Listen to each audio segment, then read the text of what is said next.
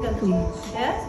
तो हमने इसको जला के किस फॉर्म में चेंज किया, केमिकल ऐश में, ठीक है। तो मानो ये ऐश अब बन गया, लेकिन ये जो ऐश है ये क्या है, अब हमारा मैग्नीशियम ऑक्साइड, ठीक है।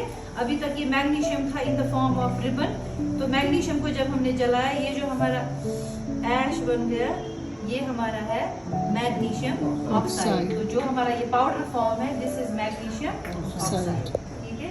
हो गया कि हमने मैग्नीशियम से मैग्नीशियम ऑक्साइड बनाया, तो इसमें केमिकल चेंज हो गई, एक नई चीज बन गई जिसकी प्रॉपर्टीज उससे बिल्कुल डिफरेंट है, और इससे हम वापस मैग्नीशियम रिबन नहीं बना सकते हैं। अब मैंने कहा कि इसको हम रिलेट कर सकते हैं एसिड बेसिस एंड सॉल्ट्स के साथ भी। ये जो हमारा मैग्नीशियम ऑक्साइड बन गया, जब इसको हम पानी में मिलाएंगे तो ये बन जाएगा मैग्नीशियम हाइड्रोक्साइड, ठीक है। हाइड्रोक्साइड नाम से ही क्या बनेगा, लेकिन उसके लिए वो एक टेस्ट भी करेंगे, ठीक है।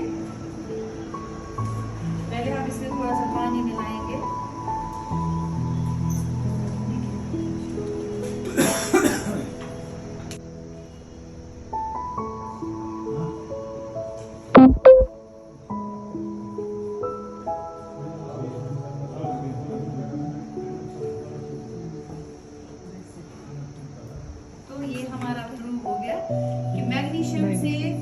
मैग्नीशियम ऑक्साइड बन गया।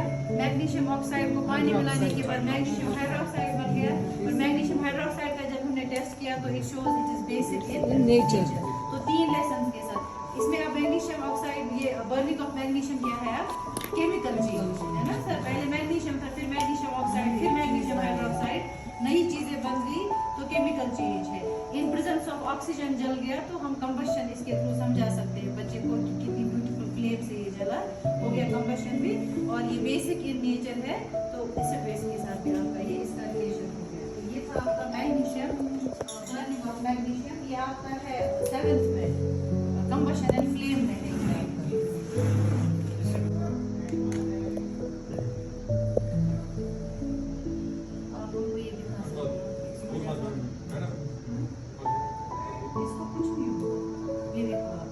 मतलब पानी में हमने इसका थोड़ा सा मिक्सचर ऐड किया, तो इसमें भी आग लगी। अब इससे इसका इतना इग्निशन लो टेम्परेचर, और ये कितना फ्लेमेबल होता है कि पानी के ऊपर, ये मैंने इसलिए इसको जहाज बनाई ताकि थोड़ा इजी हो जाए ये बर्न होना।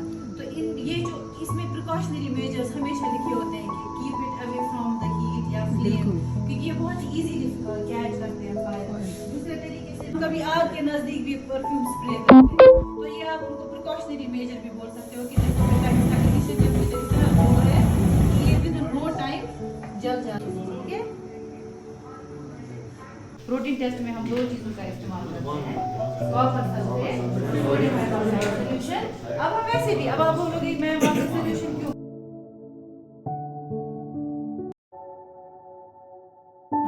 अब लेकिन बच्चे को ये भी फिर मुश्किल हो जाता है समझना। फ्रिक्शन भी एक एब्स्ट्रैक्ट, मतलब एक समझना मुश्किल है उसको। अब हम इसके लिए एक अच्छी सी एक्टिविटी दिखाएंगे। ये हमारी प्लेन सरफेस है, स्मूथ सरफेस, ये हमारी रफ सरफेस है।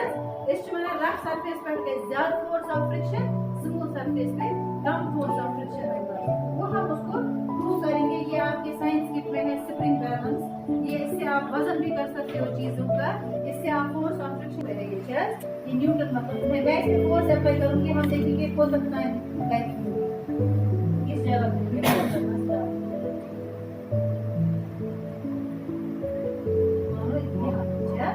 मान के नजदीक जब मैंने ये खींचा तो वो सरफेस वो बटन मूव हो रहा है, ठीक। अब हम इसको रखेंगे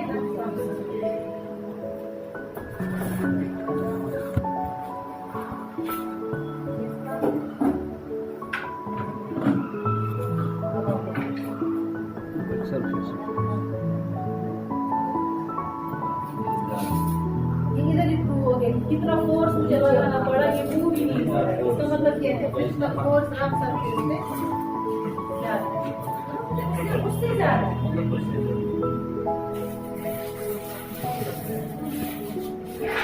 तो ये एक सिंपल सी एक्टिविटी है जिससे आप बच्चों को फिर समझाओगे कि रफ सरफेसेस पे फोर्स ऑफ फ्रिक्शन ज्यादा होता है, स्मूथ सरफेसेस पे फोर्स ऑफ फ्रिक्शन कम। फिर इसको रिलेट कर सकते हो, हमारी गाड़ियों के टायर कभी प्लेन नहीं होंगे, उनमें वो ग्रूव्स बने होते हैं, वो किसलिए होते हैं फ्रिक्शनल फोर्स के लिए, ताकि थोड़ा बैलेंस रहे यहाँ के फोर्स का और उधर के फोर्स का। ये गाड़ी स्किड नहीं करेगी दाएं बाएं नहीं, क्योंकि प्लेन बर्फ में हम देखते हैं प्लेन जब सरफेस हो जाती है उसमें क्या होता है, तब फ्रिक्शनल फोर्स कम हो जाता है, तभी स्लिप होती है। हमें वॉशरूम में जितना रफ फ्लोरिंग लगा, अब आजकल हम क्या करते हैं, इसमें डाला, इसमें कुछ नहीं हो रहा है, पानी एक कतरा भी नहीं जा रहा है गिलास में। क्यों नहीं जा रहा है? क्योंकि गिलास की space is already occupied by air. जो भी एयर है वो ऑलरेडी गिलास में है, तो इसमें और कोई चीज अंदर नहीं जाएगी। अब हम जब कैंडल बीच में रखेंगे तो ये फ्लेम को कब तक जलाएगा, जब तक इसका ऑक्सीजन खत्म करेगा। अब जब ऑक्सीजन खत्म हो जाएगा तो वहाँ जो जगह रह जाएगी उधर पानी आना चाहिए थोड़ा, अभी बिल्कुल नहीं आया।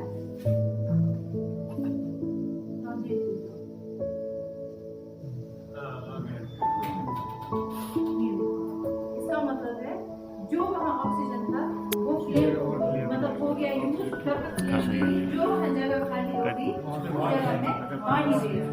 तो ऐसे आप बच्चे को प्रूव कर रहे हो कि जहाँ जो देखो ये यहाँ मैंने पॉजिटिव लगाऊंगी मैं, इस साइड नेगेटिव, क्योंकि हाइड्रोजन का पॉजिटिव चार्ज है वो इस साइड आएगा, तो यहाँ से ज्यादा हाइड्रोजन बनेगा।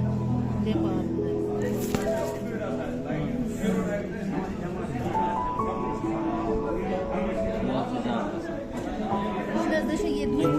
ये है हमारा नेगेटिव साइड, कैथोड है ये, यहाँ एनोड है।